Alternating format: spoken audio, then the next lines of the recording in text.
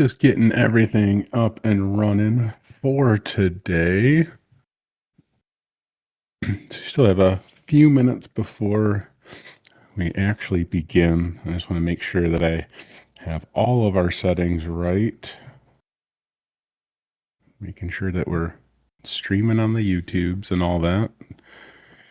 Good morning, good evening, afternoon, all of the things. What's going on, various canaries? How are you doing today? Hello, everybody. Welcome to the live AMA for today. Just so everybody knows, this is a very open format where everybody is welcome to participate. And you can ask questions, you can help answer questions. It's up to you how you would like to participate. And that even includes if you would like to just chill and hang out. You're more than welcome to chill and hang out. Chris Young, you're about to drop the most important question of the day. How are you? I'm doing all right, man. I'm doing really well. Yeah, I'm doing great. It's what, Tuesday? Yeah, Tuesday. Can't complain. It's a good day. I'm gonna play some Magic: The Gathering later, hopefully, with some friends. Provided that all of my children are still okay. Not too sick. One of my children are sick and at home with me today, so he might be coming down and bothering us. I hate to say bother. He's not a bother. He just might come down and interrupt at some point, which is totally okay with me. I don't mind. But just so y'all know. What's going on, Ethical Hacker? How you doing? And I'm just trying to check the stream, make sure everything is running as it should be.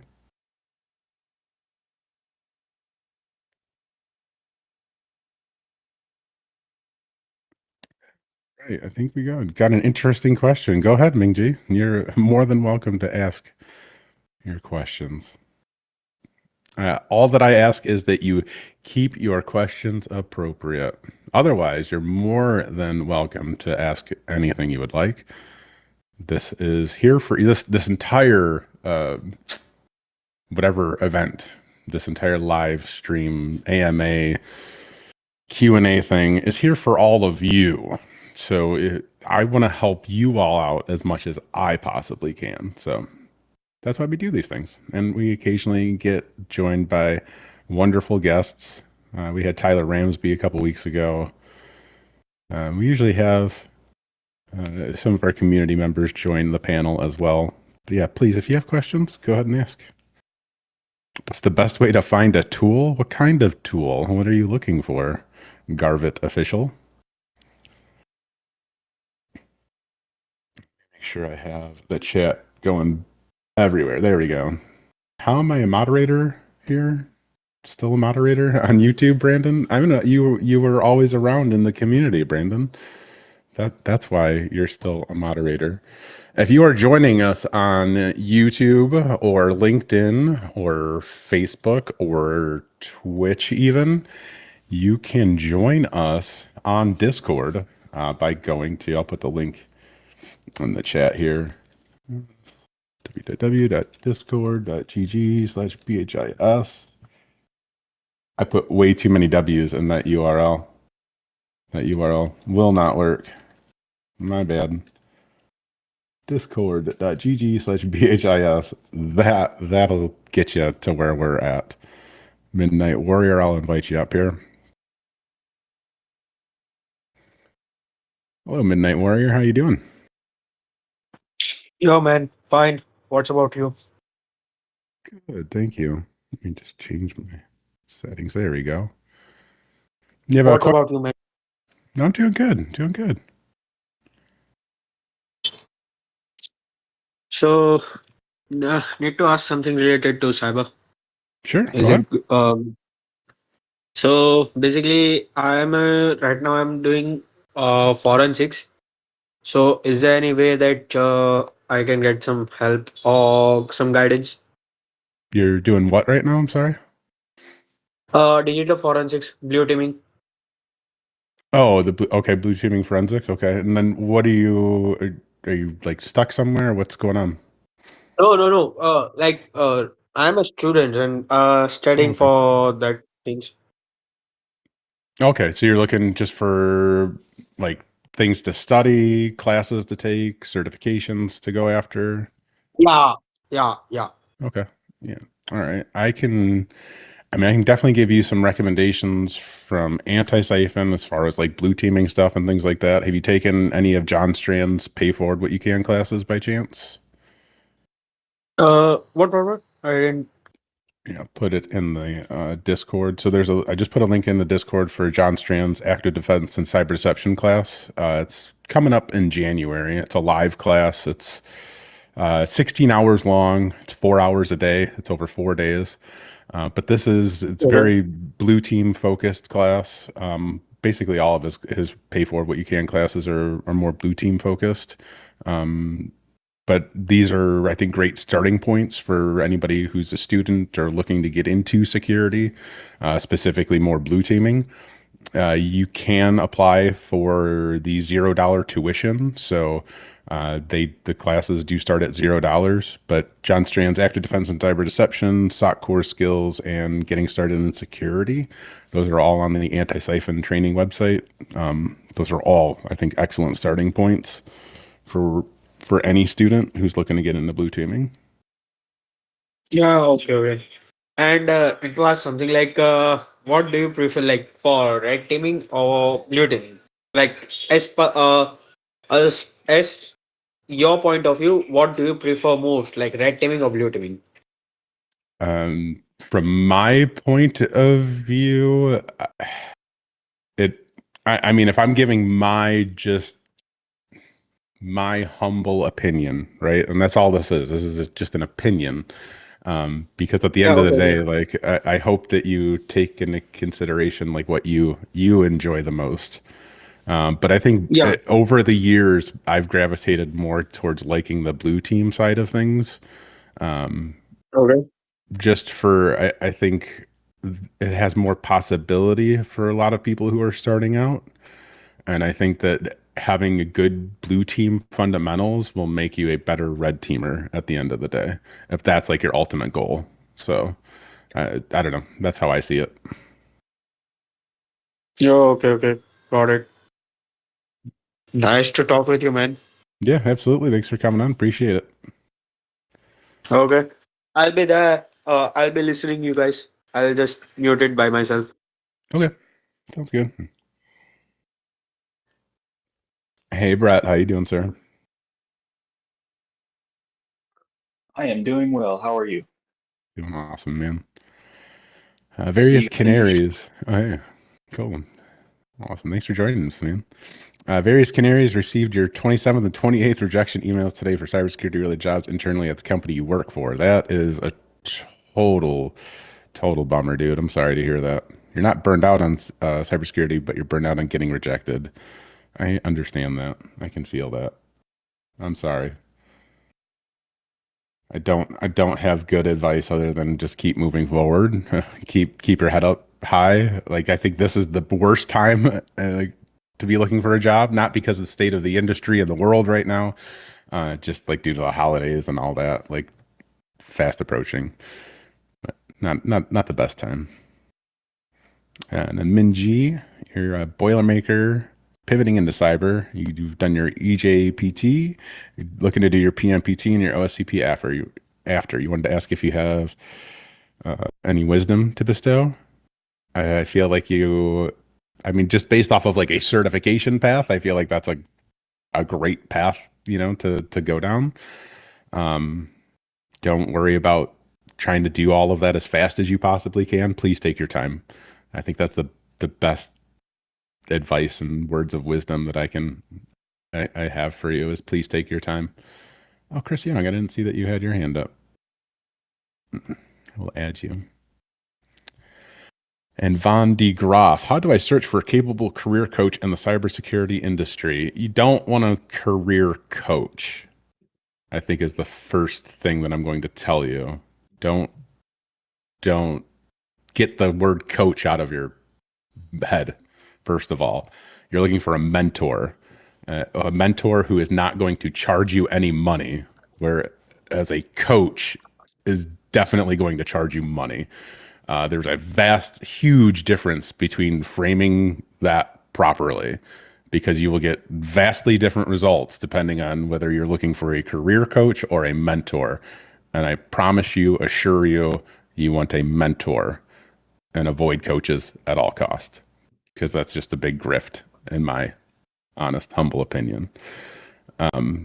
I would, okay, so if I'm going to give you advice on searching for a career coach, my best advice is honestly partly in what you're doing now and just being here and part of the community, and you'll find mentors will come out of the woodwork. But really just keep inserting yourself into the different communities that are out here, into the cybersecurity community. Especially like, or I guess if you have a specific subset of cybersecurity that you're interested in, start finding, connecting with people who are specific to that industry, and start being active within those communities, or with, you know, within those people's like profiles or whatever, commenting on their things and stuff like that.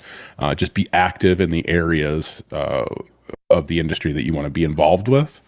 And you, over time, I feel like you can ask about mentorships and stuff within those communities, but sometimes like that stuff comes out of the woodwork. I wouldn't immediately like jump into like communities and stuff like that asking for mentorship. Get into the communities and feel them out, make a name for yourself, if you will, a little bit, you know, but don't go into there seeking immediately. You know, don't go into any community or anywhere. Like, aside from this, like, I guess you come here and like you're asking questions immediately, but that's what this is designed for. This is why we want you to do this. But yeah, don't try to like get something out of something immediately without giving back into it, I guess, if that makes sense.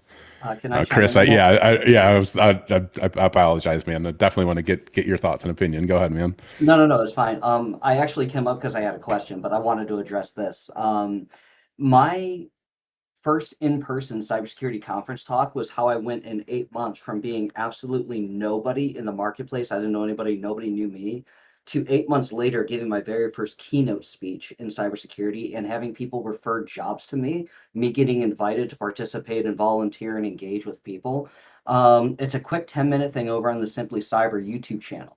And I'm not saying that to, steer people in different directions, but the reason I point you to that is because I actually articulate what I did from the very first month that I found a cybersecurity community. Understand, I stepped into space at a time where it was hard to find communities like this. Like, it's not what it is today. And so for me to go through like almost 2 years, very close to 2 years, not having anybody to talk to, that's a long time to go after something and not have a community to engage in. You're like, I don't even know if I'm on the right track. So I'll give you some quick tidbit: volunteer, and don't wait for an opportunity to knock. Try to present yourself. Look in your skill set of tools and past experience. See if there's something you can bring to the community where they have a need for something. You're like, you know what, I can do that. And then when you give that to somebody freely without expecting anything in return, people's heads start to turn. And then you start thinking, this guy or this gal, whoever you are, decided to give of us. What else do they have up their sleeve? Who is this person? And then people will start dropping your name and, behind the scenes, be like, have you heard of this person? Who is this person? Next thing you know, you start getting engaged with other people, and that's how you start building community. So I echo everything that he's saying. Try to get involved, and believe it or not, volunteering is one of the best ways to do it. Thank you, man. I appreciate that. Sorry, I can't type and talk at the same time. I believe somebody, Minji, was asking about the probably the link or whatever that you talked about, but I think it was just Simply Cyber. Jerry Ozier and that whole crew over there. I'm sorry. He changed the channel. It's now Simply CyberCon. It's actually a separate YouTube channel, Simply CyberCon. I apologize. Oh, for the con. Okay. Yeah. All good. Thank you.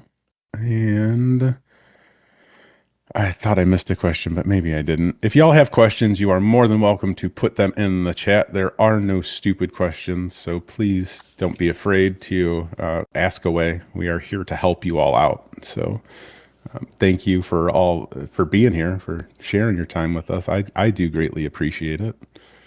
Devil says they want to join any cybersecurity group and working with group. Please guide me, please. Well, best advice that I can give for you, meetup.com is a great resource to find different groups and things in your area. I would strongly suggest that. Otherwise, there are plenty of Discord, really great Discord communities out there. Like Simply Cyber has a really great Discord community. Tyler Ramsby has one. Kev Tech has a great community. Man, Cyber Mentor. InfoSec Pat. Yeah, there's so many of them out there. And then I'm not even, I don't, I'm not going to try to say your name. I'll just say ATIC. How about that?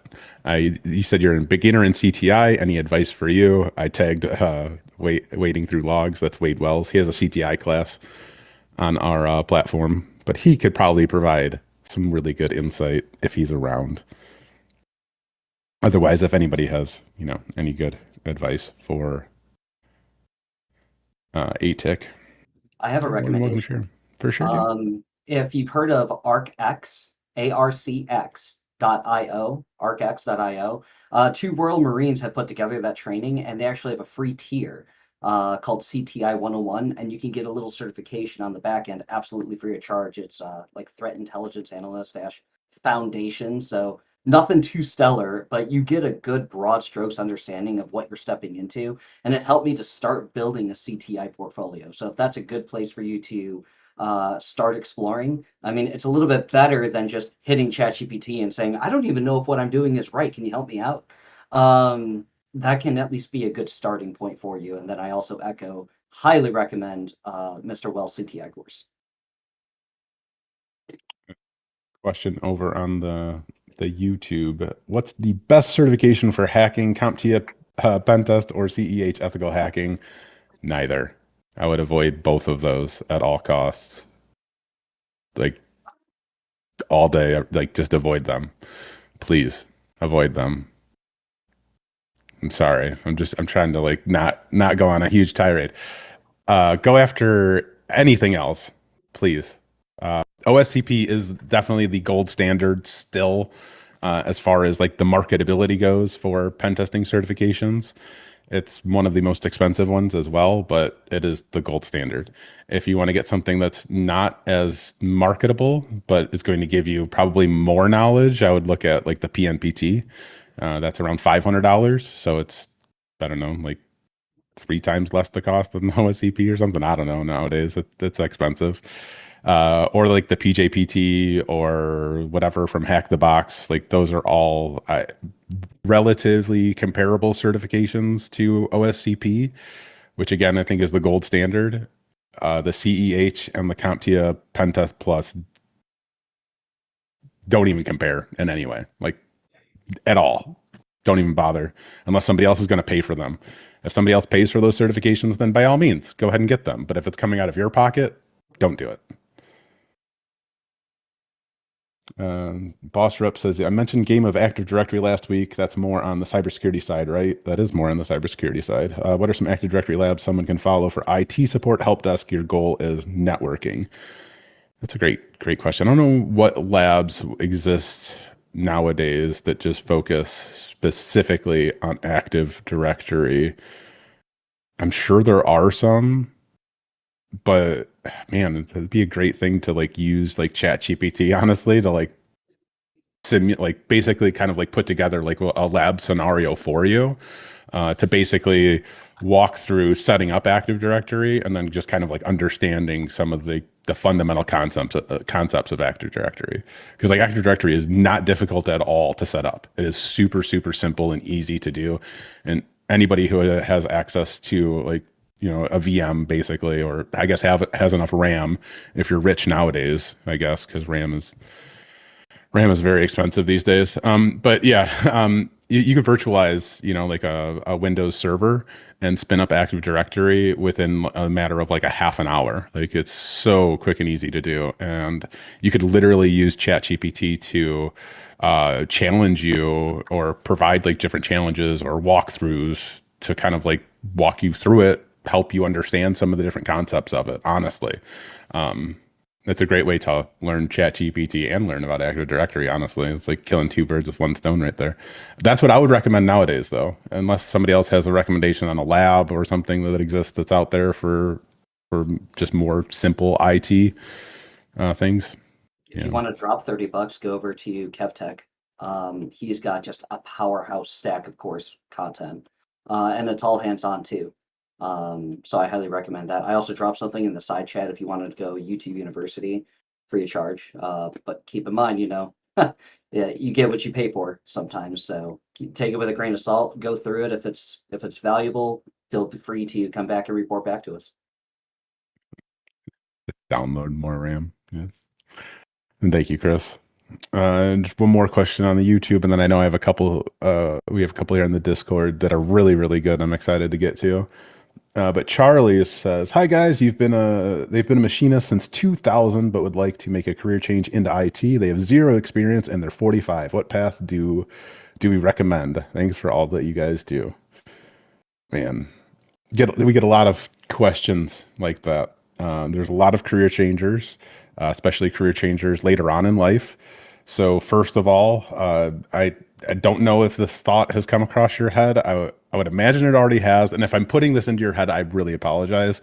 But first of all, like, don't worry about your age and don't worry about changing careers later on in life. Like, you provide, you're gonna be able to offer a lot of just life experience, period, that you bring to the table. And that's always going to be very, very valuable. My best advice for you right now, there are a lot of different, I think, ways to get into IT. I would start looking at the different, I guess, like job roles and things that are in the industry that kind of interests you. I don't always give this advice. Like, I don't give this advice to younger people at all. But what I do give this advice to older people, it does tend to be a little bit easier for older people to pivot into higher level role jobs in industry compared to younger people, right? So like, if there's like a certain salary level that you're trying to meet or match or something like that, oftentimes when you are older and you just have life experience under your belt, like, you will find it maybe much easier to pivot into a role that's going to be a little bit more feasible for you. But anyway, look up like day in the life of like videos, blogs, and stuff about different job roles that exist in the IT industry. Write down all the ones that interest you, and then start looking up more information about those roles. Like, what are some of the requirements for these different job roles that are just, so like, for instance, there's like system administrator, there's network administrator, there's SOC analyst, there's help desk, right? There's so many different job titles that exist. And I think we're going to talk about that in another question that's coming up too. But my best advice is to really just kind of sit down, and this is going to take a little bit of time, but sit down and really kind of dive into the different roles that exist and see like the things that they're doing. Like, again, the day in the life of videos and blogs are going to be really, really important because it'll give you just a basic idea of like what these people do on a day-to-day basis. Does that sound fun and exciting to you? Well, if it doesn't, then don't go down that route. But if you see some things that are like, oh yeah, that looks really cool, well, then you can start like building out like maybe a plan of like, okay, well, this is how I get there, right? Like, this specific area of IT is like, seems really cool. It's very interesting to you. Well, now let's look at what a path looks like to get there. Like, you could kind of reverse engineer then, like, what that role looks like, So how do you get to a system administrator role? There's, again, plenty of blogs and videos out there that tell you how to do that. There's plenty of guides out there. You can come back to, one of these AMAs. You can come back next week, once you've done your research, and ask, ask again. Like, hey, you can say, hey, Zach, or hey, group, I researched like these 3 jobs and these seem really interesting to me because of X, Y, and Z. And we could talk about it, and that's probably the other bit of advice that I would give you. You're already kind of out there within the community or just feeling it out maybe, but get involved more into the different IT cybersecurity communities that are out there. Ask questions, and yeah, you'll figure it out. I hope that's like, it's very, I feel like I could have like just sat here and talked about giving you the best, like giving you advice on this I could have talked about this for a long time. I'll just leave it at that. Sorry. Hopefully that's helpful. Do you guys have anything, Chris or Brett? I just put something in the side chat. Neil Bridges, he's a prior service military veteran, and believe it or not, Dr. Ogier was actually born on a Marine Corps base. So he's actually worked for the Marine Corps too. They went through 20 hot jobs in cybersecurity. So if you're absolutely brand spanking new, or for people who are mentoring and they get some people asking questions like this, go ahead and drop this video so they can get a quick overview on what's possible, what's out there. Something that I wish I had when I first got started. I didn't know about this until like 2 years into my activity. So I wish somebody had this video for me. Definitely take a look at that. And then hopefully you can give you a little bit more orientation on something that you might, have some interest in, or say, that's interesting. Tell me more about that. And that can probably guide your research as opposed to finding a needle in a haystack. Sure. Thank you, sir. Appreciate it. Minji in the Discord is asking, how can I be strong to a community as a beginner with not a lot to offer? You have more to offer than you think. All right. That's my first thing that I'm going to like immediately go back to you with, is you have more to offer than you think, because you are, I say this every week, I feel like, but you are a human being, an individual. You have your own thoughts and feelings and your own perspective that you will bring to the table. And nobody else can do that because they are not you. So as you are learning things about cybersecurity and IT, you're learning from your perspective, from the way that you are, understanding these things and whatever, doing some of these things.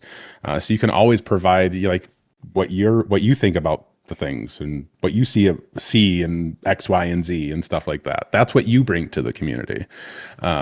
Outside of, I guess, just initially that, like, the best way to be a strong member of the community is to just be part of the community. I don't mean that in like it's like really cheesy to say that, but really it's just like just being around and not being a jerk and being helpful. I think that's the biggest thing. Like, the cybersecurity community as a whole is one of the most helpful, generous communities I've ever seen in my entire life. And if you want to be a strong member of this community, you're one of those people who's just always giving back and helping. And that's really what it is. Don't be a Did you jerk also, and help. I had a question for you about this. Would a simple way to participate also be showing up at events like this? Or maybe Yeah. if somebody's volunteering or co-founding an initiative and they're starting it up and it might not have a lot of attention, but you know about it, maybe show up and support them, be an active participant. Is that also a way? Oh yeah, yeah. Any meetups that are in your area or any like local events, you can always reach out, ask if they need help. Volunteering is the best way to get involved in a community, especially for like a local events in like your areas. They're most often always needing additional help and assistance for things. So definitely, yeah, go out and ask if you can assist with anything that they need help with. Sorry, I'm like ADDing today, like all over the place, trying to answer all the questions. Esteban, though, I love this question too. Esteban asks, is there a big difference between technicians, administrators, and engineers? No. Yes. No. Yeah. Okay. So here's the thing, right? In IT, with job titles, they're pointless. They're stupid. I hate them. I cannot stand them. And the reason why is because, like, if you take a technician, administrator, and engineer, you're going to see those as part of titles everywhere across the industry, literally scattered everywhere across the industry. And let's take, for example, two hospitals, right? Two hospitals, they they do hospital things, they do healthcare, right? You'd think they're pretty much identical in a lot of ways, right? They have, help desk technicians, they have system administrators, they have network engineers, right? They both have basically like identical teams with identical titles. However, when you look at the job descriptions, they're so completely different, and they make zero sense to you once you like dive into it and see what they're actually doing. you see this often with system administrators and network administrators the most. I think these are like they abuse the title more than anything. Where system administrators, if you hear that title, you'd think, okay, they're going to be managing the servers and the systems of things, right? Like that's what they're going to be doing. However, sometimes they're just a glorified network technician, right? And that could be like vice versa too. Like you could be hired as a network administrator and all you're doing is managing servers all day because that's part of the net, whatever, however they want to work, whatever. I don't know. My point is like that. I get so frustrated by the title thing. There is a difference at the end of the day between a technician, administrator, and engineer. On paper, right? If you just look at it from a front face, a technician would be like the lower end of the tier, and then an administrator would be like a second level of a tier, and then like an engineer would be like the top of the tier or something, if you will. Although I guess you would have maybe an architect that would be over an engineer, right? At the end of the day, like, yes, those titles mean something as far as like seniority level, but I would look at the job description to really understand what they actually mean, if that makes sense. Hopefully that's helpful. If anybody, if either of you have anything else to add, please do so. I feel like I'm fumbling over all of my words today for some reason. You are so brilliant and understanding of this space. I could listen to you talk about it all day. No, thanks, but no. I mean, it's buzzwords. I mean, it's the reality of it. Like everybody changes their description based on like how they want it to appear or what they're targeting for people. Like it doesn't like when you really look down in the weeds, the job role and responsibilities end up actually being the same.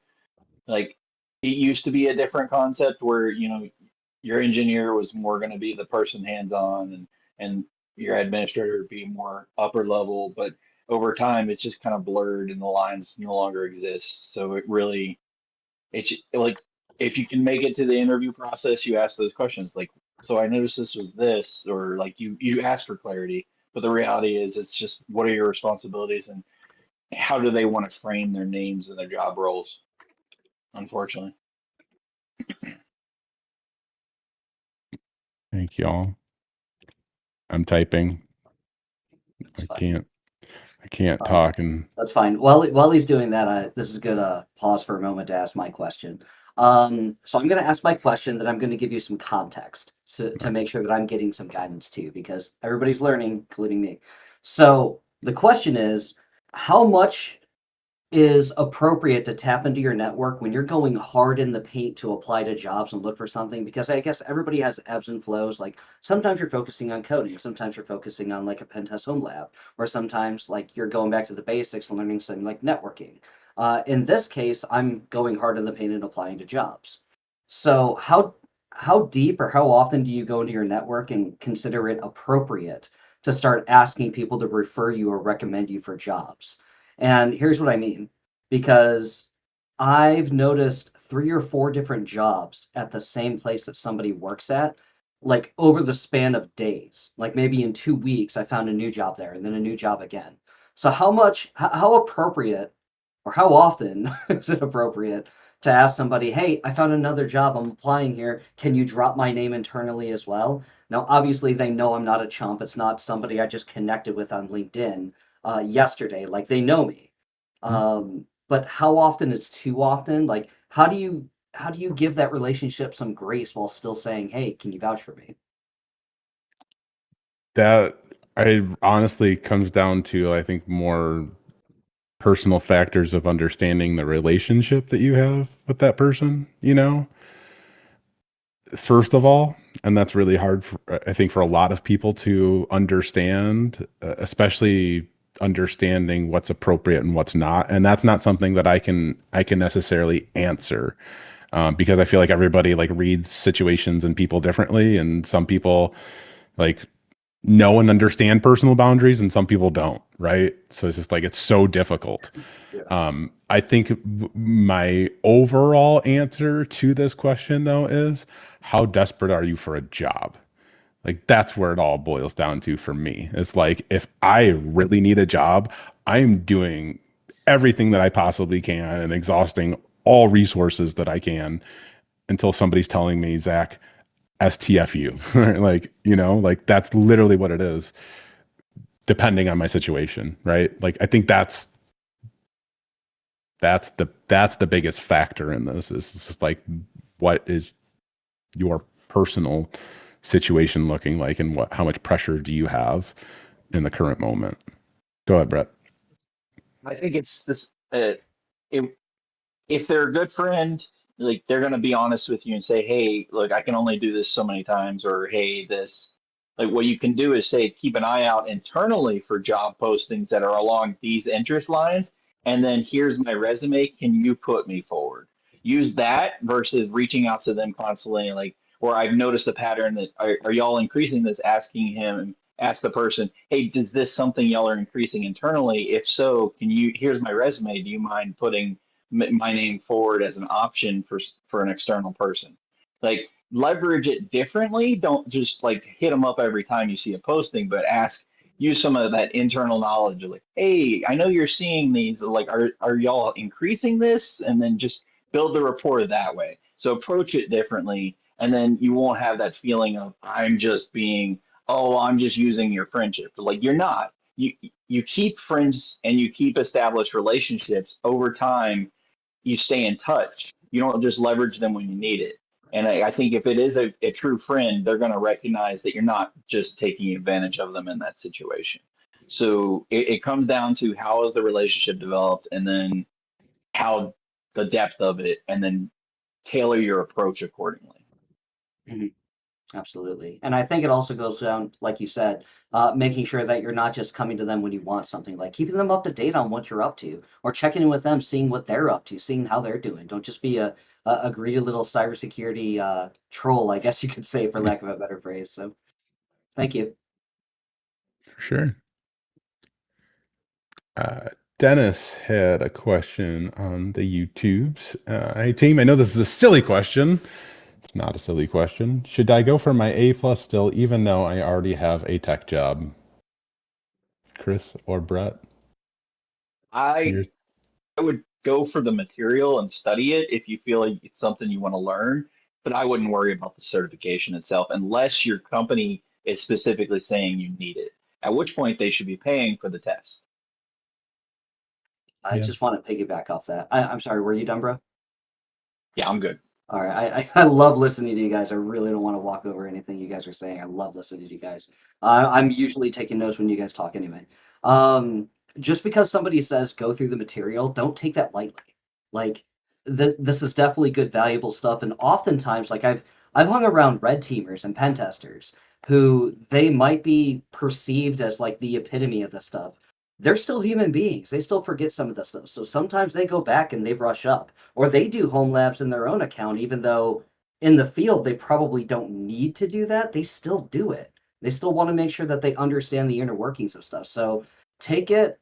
I don't want to say as a grain of salt because that's foundational knowledge. So when somebody says don't take the cert but just brush up on it, still take it seriously and make sure that you understand and you can talk the talk and walk the walk when somebody's bringing up some of those basic elements. It's definitely not something to shy away from when somebody says you don't need the cert. It's still worth knowing. Yeah. I would not spend your money on the certification if you're already working in the field, unless somebody else is going to pay for it. Because it's like $450 or more or something now. It's two certificate, like two exams that you have to pass in order to actually get the certification. And you could fail it, right? Like even though you work in the field and like it should be like an easy exam, right? You could still fail it, and then you could be down like the 200 and something dollars it takes just to take the one the one exam or whatever. Brandon's asking, does it provide value to your career? The A plus, it provides value initially for sure.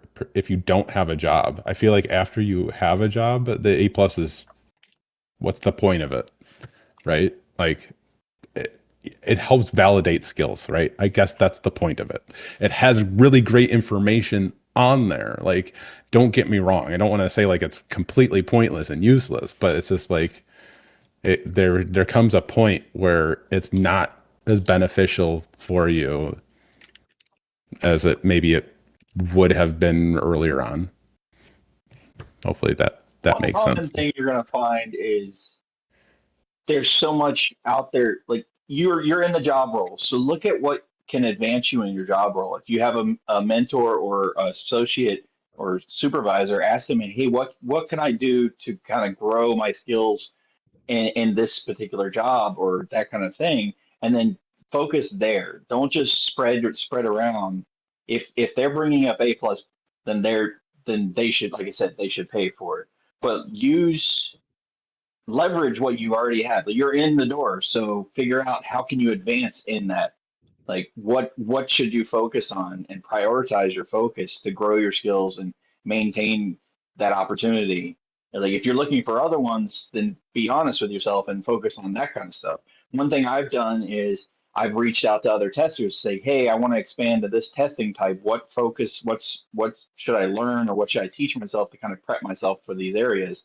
And I've asked for that guidance. So leverage that. I, A plus, like I said, it's good knowledge. Most certifications, you can just get a book and read the book or watch the videos and learn the knowledge. If you're already in the job, then the certification isn't really going to like matter as much. Most people let their certifications lapse once they get the jobs, but that doesn't mean they're stopping the learning. So focus on learning the material, being able to understand what you're learning, not just pass a test. Because that's the biggest problem with certifications, especially CompTIA and CEH. You can easily study the questions, and are you really learning, or are you just studying to pass the test? Can I piggyback off that real quick? I know we spent a little bit of time Go on this, ahead, but man. It's open Moon, board. thank you.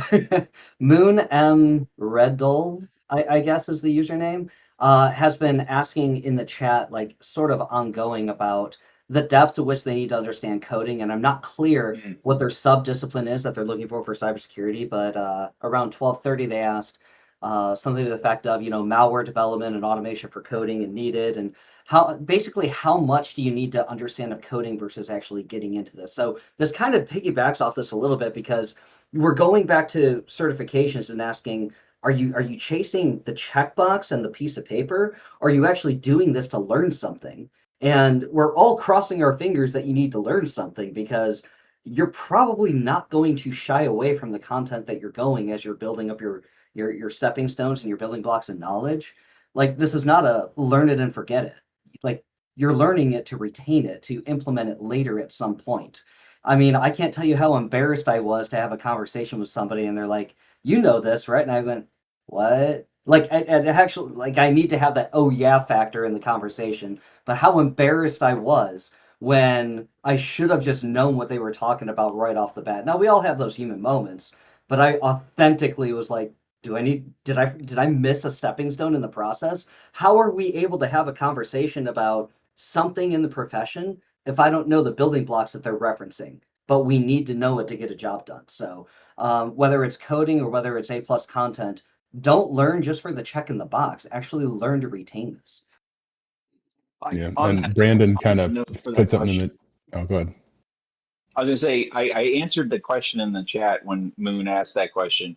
Okay. But my response is it's important to understand what the code is doing, not so much being an expert in writing the code. One thing I learned as an analyst and one part of my job was I had to help the operators when their command line tools were broken. So I had to understand what they were running and how the switches worked. So for that same concept, I was like, this is why it's probably not working. That doesn't mean I'm an expert in it, but I have a baseline understanding of what should be functioning and how this should function. So you're teaching yourself to understand what you're reading. It's the same concept. Like you're reading to understand what you're doing, and you're teaching yourself to understand the code so you can understand what you're reading. It just all reinforces each other. Yep. Yeah. I can't write code for nothing, but I can read it and understand what it's doing. And that's all There's that AI for that. I need to do. What's up? I said there's AI for that. There you go. Yeah, There's right. AI plug for the day. I see this question from Moon Riddle or whatever from 11:12 a.m. Well, I'm an hour behind, whatever. So that shows you like how far back in the chat I am trying to catch up with questions. But they were asking, is it possible to be in cybersecurity or ethical hacking sector by learning from free resources? And the answer is yes, 100%. Oh, yes, 100%. And now I finally get to scroll through the chat to look for new questions. So if there's Yeah, I something was I stuck missed, at you more can. 12:23 You were Eastern. where? I was at 12:23. That's where Oh, he asked the question on how much coding is needed for cybersecurity. My chat hasn't moved, but I see it's already halfway up the screen, so I'm reluctant to move it down. Kishin InfoSec. Can I hack the employer and ask for a job? More than likely, no. I wouldn't do that. I did work with a network administrator in a school district who did that as like part of their interview. Like he walked into the interview and was like, I found all of these flaws in your network, and then they hired. This was like, oh gosh, now like 15 years ago now. So it's a little bit different times then. But he literally walked in and was like, yeah, you have all of these ports open, blah, blah, blah, blah, blah. I hacked your network before I came to this interview. And he got the job and he fixed it. But I wouldn't say that that works all the time. I would not do that. Depending on the company, you're liable to get charges more than anything. Yeah, right. But if you can go to them and say, here's how I would approach your network, here's what I would do first. This is then I would do this, then I would do this. You're understanding methodology and you can explain that process. Like that's different from actually just doing it outright. Because reality is you do need permission unless they're in a bug bounty program.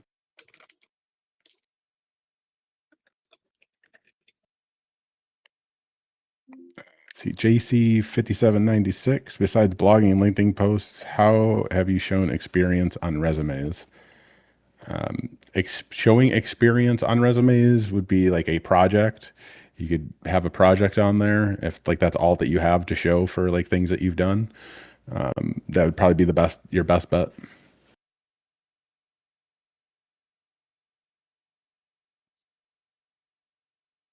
Here's a question on YouTube. So there's boss reps. I'm studying for the CCNA, already passed the Security Plus and the AZ900 with no job experience. Will the CCNA be overkill for a help desk role? Should you go for a sysadmin, network admin role?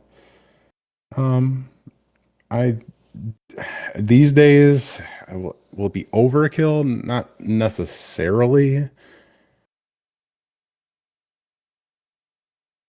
I mean, what is your goal? Like, what is the role that you would like to have? I guess I have questions back at you. I'll still go through the chat on the Discord, and if y'all have any questions, you're more than welcome to put them in the chat. We'll try to answer them the best that we can. But we do appreciate y'all being here.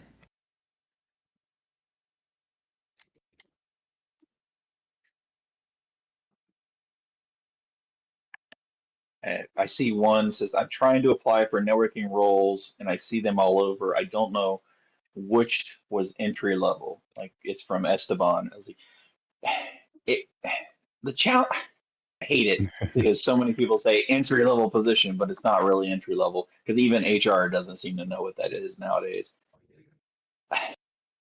It's really looking at what is the experience requirement because they'll specify it in the job posting. If they're looking for 1 to 3 or less than 5, like they're probably looking for someone that's an entry level position, or they're asking for skills, or they're looking to mentor. You have to just read the job descriptions. Um, that's the only thing I can say. Like, don't rely on the entry level in parentheses because that's a joke these days. Because it just seems like they're doing that to catch eyes, and then they throw a curveball at people and then just make people resent them. On the bright side, if you encounter a company like that, that tells you a lot about their climate. So maybe avoid them. Yeah, I have to find that question. Where was it at? 12:25, so 11:25 your time. Esteban. Okay,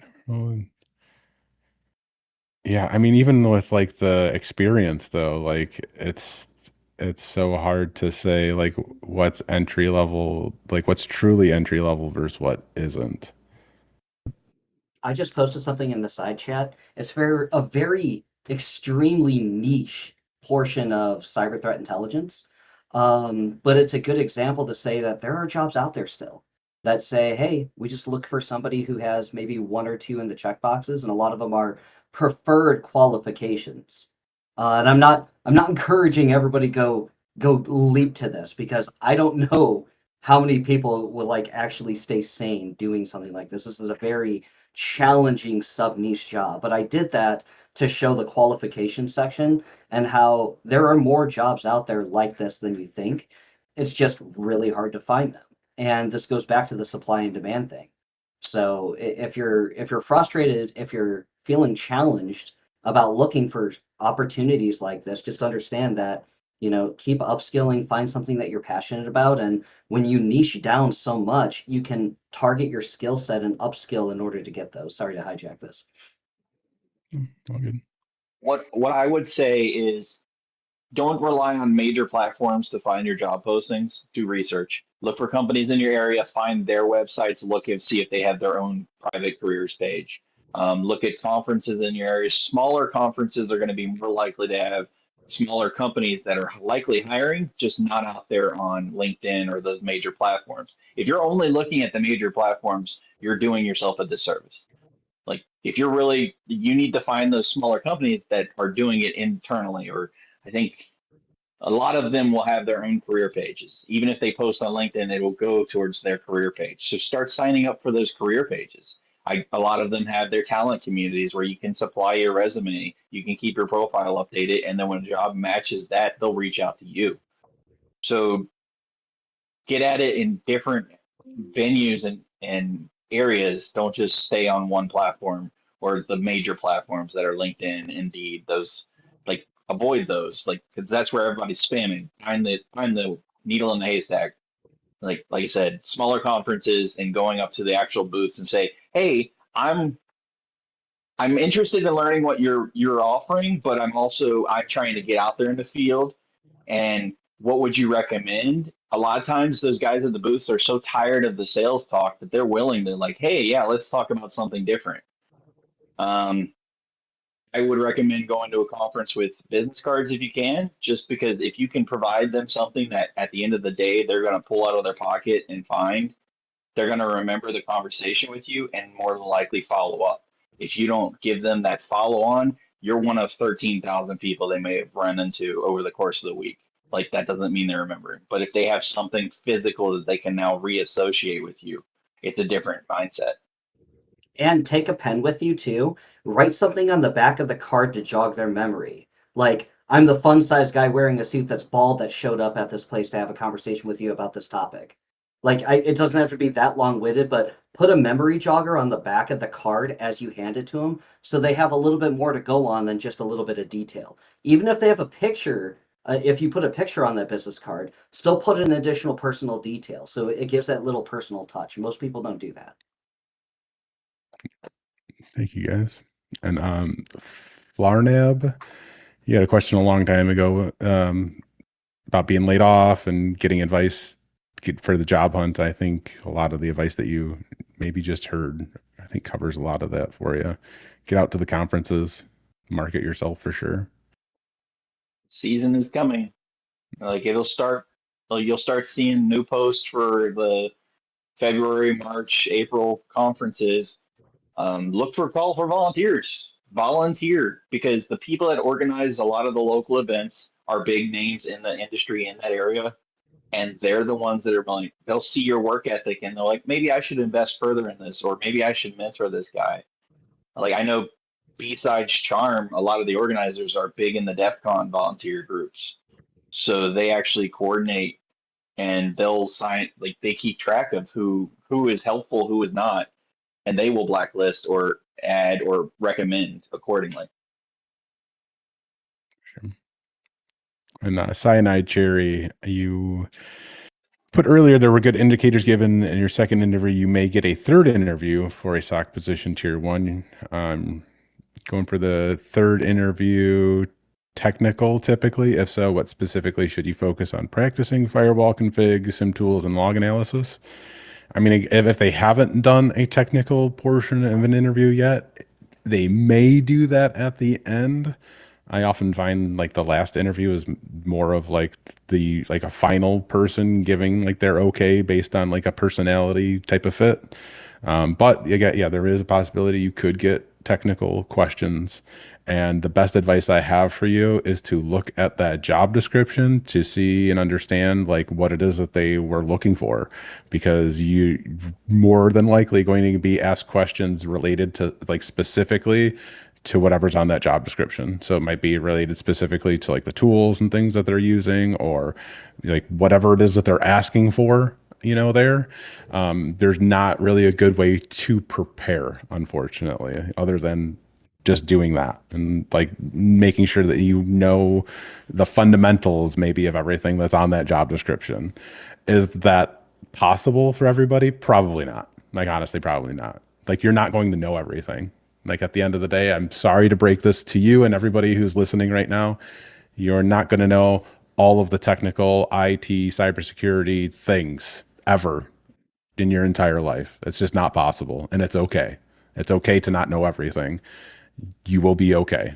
All of the experts who work in this field do not know everything, but they do know how to find out that information. So they know how to they know how to learn everything. They might not know it all, but they know how to learn it. And that is your number one resource all day, every day. So if you do happen to get stuck in a technical interview, you get asked a question and you don't know that technology or whatever it is that was asked, it's okay to not know. Be honest about that. Do not lie. Do not try to BS your way through it. Just be completely honest. Say, I'm not familiar with that technology, or I don't know that question that you asked me, but here are the things that I would do. Here are the steps that I would take to find out more about that specific thing that you just asked me. I will go it on YouTube. I will go it on Google. I would chat GPT it. I would ask my peers.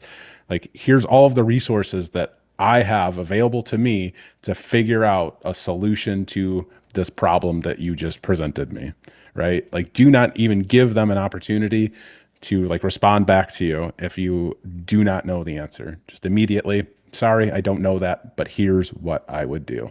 And that will, you'll pass every single time. It won't even matter that you didn't know the answer because you just proved that you can find the answer. And that is 10 times more valuable than actually having the answer, because you've just shown your thought process and indicated like how you like go through your resources to find solutions to things. And that extremely valuable to employers. I'll So piggyback on that. Go for it. Good. Go for it. I was like, a lot of those technical interviews and a lot of the multi-step interviews, they want to see your process. If they're asking for a report or like, hey, show this, don't just show the solution. They want to see how did you work to that solution, because that's what they need to understand. Because they can't always teach that process. They can teach you what they're looking for, but they can't teach you how to get to it. If you can show them this is how you got to it, then that's something they don't need to invest in with you, and they can then say, well, he's ready, this, or he or she is ready. They're gonna be able to do this because this is how they processed or work through that problem. Problem solving is the biggest thing in this industry. And if you can't show how you work through the problem, or hey, well, this gave me this response, so I wonder if it will give me this response, and then you document that, that's what is needed, because it's an evidence based industry, and you need to be able to support your evidence. On that note, ACE-T core certification, I think it's still pay what you can. Double check on that. But part of the challenge is to have you do a write-up, so you actually get the chance to draft your thought process in there. Definitely highly recommend everybody. If you haven't done that, go check it out. Go do it. Even if you don't complete it, that's okay. That you're going through the knowledge and the experience of doing this, but being able to draft and do a write-up, that's also really good practice for when you start documenting your home labs doing this. And on that same note, Don't be afraid to do home labs. I was giving a talk down in Charleston, South Carolina, and I'm on a rooftop with all these other presenters. And this is when I really turned a corner. And this is why it's important to get in those rooms with other people at cybersecurity conferences, for example. Um, I met people who have no earthly reason needing to do home labs, at least in my eyes. They've earned their spot. They've been in like software engineering and quality assurance or whatever it's called for 10 years. Then they get into web app pen testing. They can talk circles around me until the cows come home. And they're still going home and doing home labs. So don't think that somebody's recommending home lab just because, oh, I don't have experience. Well, once I get experience, I don't need to do it. No, the seasoned professionals are still doing home labs. So if you want to do what they do, spin up a home lab. Even if it's something you go through the interview and you don't know what they're talking about, go home lab it, write it up, and you have more proof just in case you run into that again. Or you can follow up with them and say, hey, I recognize this, and like reach back out and say, here's what I did, here's how I went through it. When we say write blogs, write posts, do videos, it's not to just give the answers like, hey, I did this try hack me room, here's the answers I found. No, it's I did this try hack me room, I encountered this problem, here's how I solved it, here's what I did next, here's what I did here. You're creating a snapshot of your mental and process and your thought process and your problem solving. And like I said, this field is driven by, can you get at a problem? Can you solve something, or are we going to have to walk you through it constantly? People these days do not want to invest in someone that they're going to have to constantly guide and constantly work through. And in this field specifically, if you recognize an anomaly, you need to then hunt down the anomaly and then document, hey, well, this was an attack, or hey, this vulnerability exists, and all I got was this, and this is how I found it. You have to be able to get at the knowledge and get at the problem set. And if you can't do that, you're going to struggle. So that's why we always say write blogs, because that will help reinforce your thought process, reinforce your problem solving, and reinforce that concept of thought, like troubleshooting, that's going to benefit you in an application or going to benefit you in the job industry. And if you want to work in red team, you're going to be writing lots of reports. So get used to writing. Sorry. Ethical Hacker 2600. I think Chad had really solid advice for you. You have a job role target. You want to be a physical penetration tester, but it's difficult to find jobs. 100% difficult to find jobs as a physical penetration tester. That is very, very niche within cybersecurity. You can see more red team operators with cyber with tons of certs, by the way. What should you do? So Chad, I think his advice was you're basically going to go down a pathway, a trajectory, if you will, to find that role ultimately.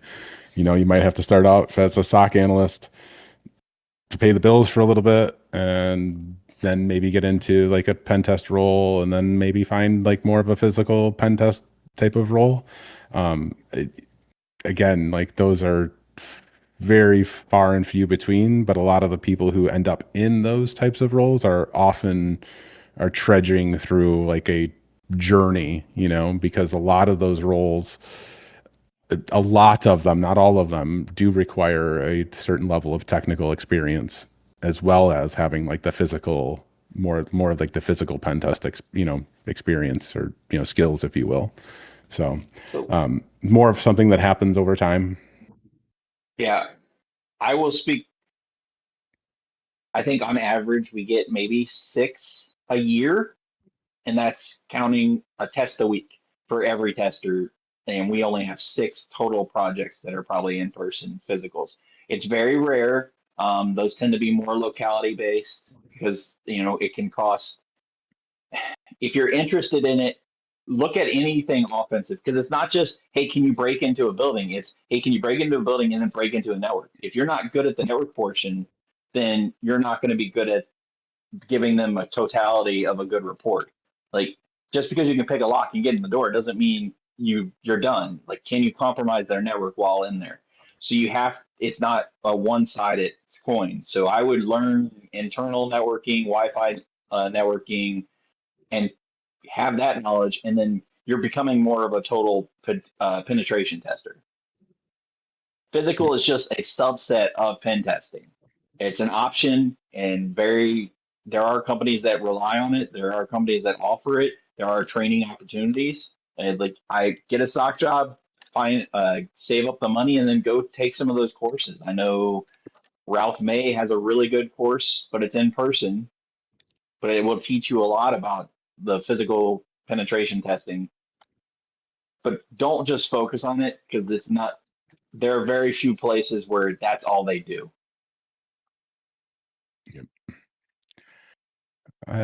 Esteban says they've done quite a few home labs, but struggle putting it on the resume as they're ready to label it on the resume so it doesn't look like a noob. I would just take maybe some of like the best home labs, or like the very best one that you've done that has what maybe the most detailed, and to kind of highlight that a little bit. My best advice for this, honestly, and it's often does require a little bit of money, but it goes back to the blog thing. It goes like having your own website where you can actually like have like full documentation or write-ups on these things. So that way, like, you're linking your website on your resume as much as you can along with like these projects and things, because I want to go and see, like, that's the first thing I'm gonna do. I'm gonna go and look at your website, see what you do, right? But that's a great way where you can just expand more on some of these projects, because it is difficult to put like some of those things on a resume, especially like if that's all of the hands-on experience that you have. I think this is a good opportunity to put together a video. Now I'm thinking about it, like how that would look. Darn it! Hang on, write this down. Giving me homework, but I think that would be a good something to do. Like, actually show you what it would look like.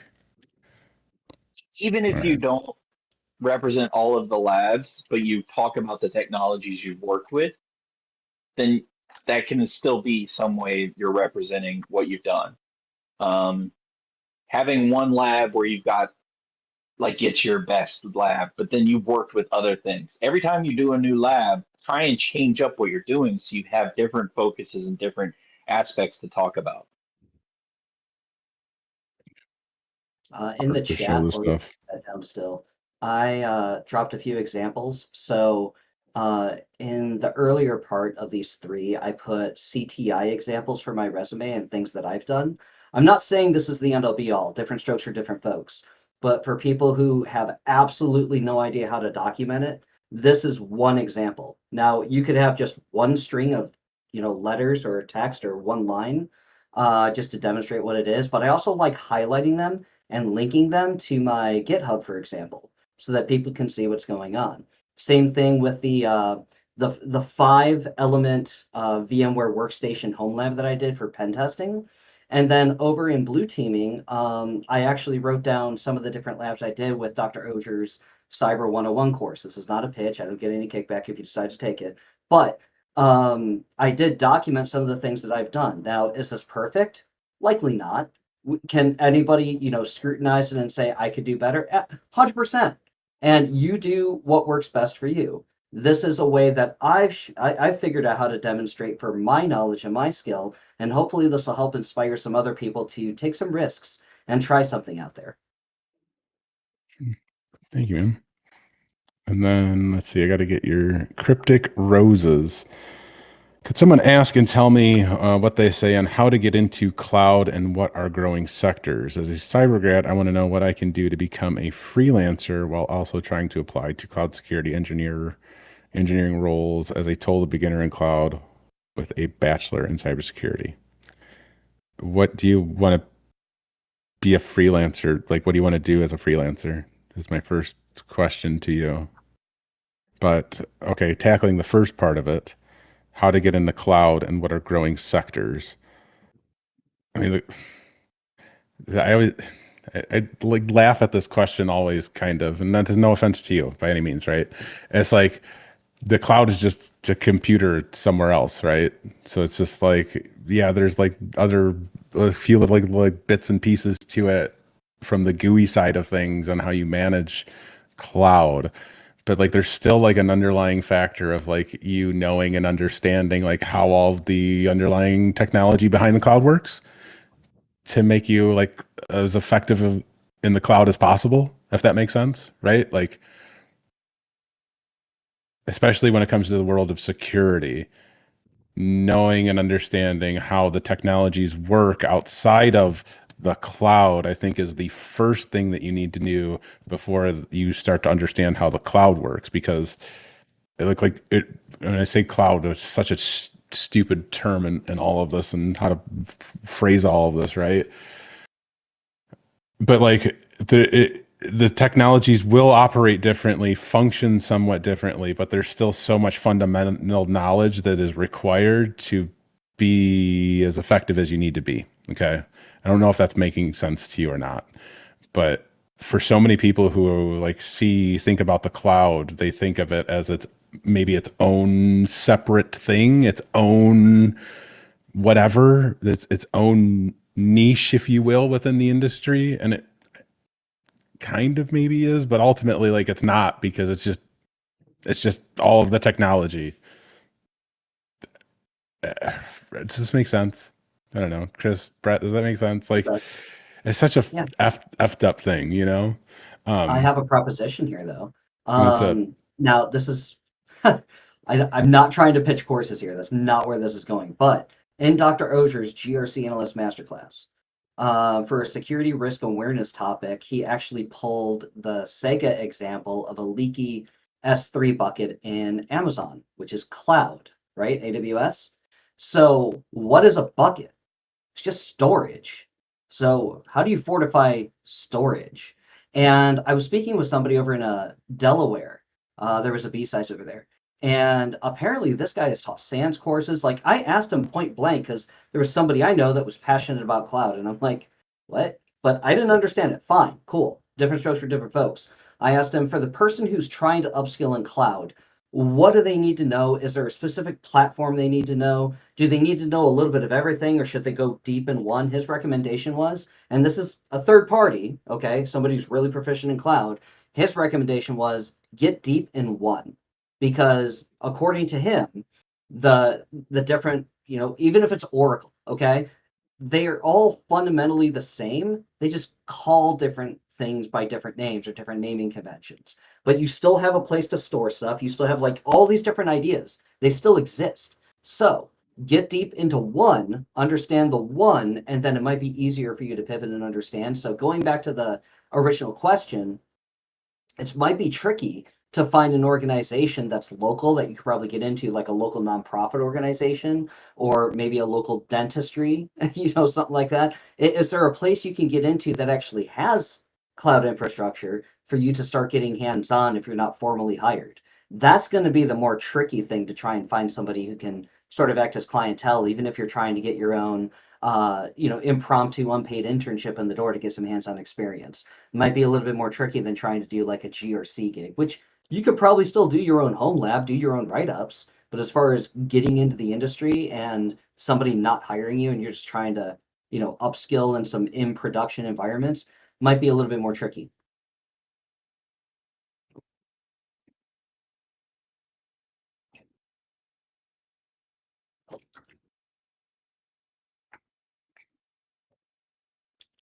Sorry, I'm responding to my daughter's mom right now. Sorry.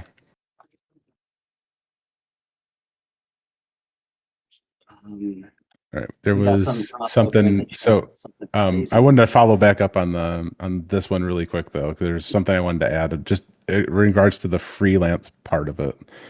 I do not recommend this for anybody who is new to IT or cybersecurity at all. Like I 100% do not try to freelance or consult without having actual experience working in the field. Please. Like there's so many concerns with that that you might not be thinking of initially, and that's okay. But please get into the industry and understand how businesses operate before you try to freelance or consult. And furthermore, try to get into like try to work for multiple businesses, because you're gonna like there's so much to understand about how business operates, right? Outside of IT and cybersecurity, that is like detriment. Like it is. Oh, there's. It's so important to you going out on your own, and that's not stuff that you're going to learn freelancing or consulting. Like you have to like be on the team in the organization to understand like the all the intricacies of the politics and all of that fun stuff, right? That's one thing. And then to do anything outside of that, like to freelance or to consult, like you often have to show like a certain level of expertise in something, like some level of proficiency that goes above everything else, right? Like a specialization, if you will, because it's very difficult to be like a Zach of all trades consultant, right? Like you really have to like specialize. And often that takes time to do. So maybe what you more would be looking for is like internships type of thing or something along those lines. I have a recommendation on that. If you have somebody who's a mentor, check with them.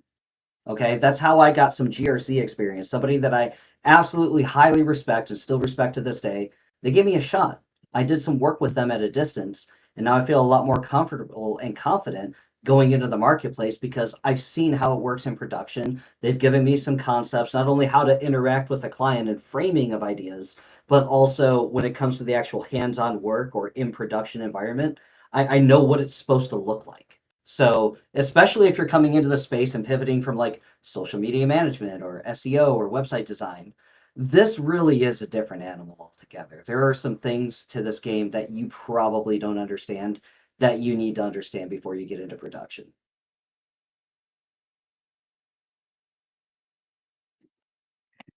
They're saying the north of the UK seems like a black hole desert for volunteer work. You just want to be bleeding money on courses. Yeah, I understand that. Oh gosh, we're almost 12:15, so at time. Thank you everybody for joining this week's AMA. Thank you, Chris and Brett, for sharing your knowledge with us. Thank you to everybody in the chat for hanging out, asking questions. Appreciate you. We do these every single Tuesday. We are the company's off for the next 2 weeks, but I will be here next Tuesday and the following Tuesday. So please come back, hang out with us, and ask questions or help answer questions with us. We appreciate you being here and hanging out with us either way. I hope you all have a great week and great holiday if I don't see you. Take care, everybody. Bye-bye.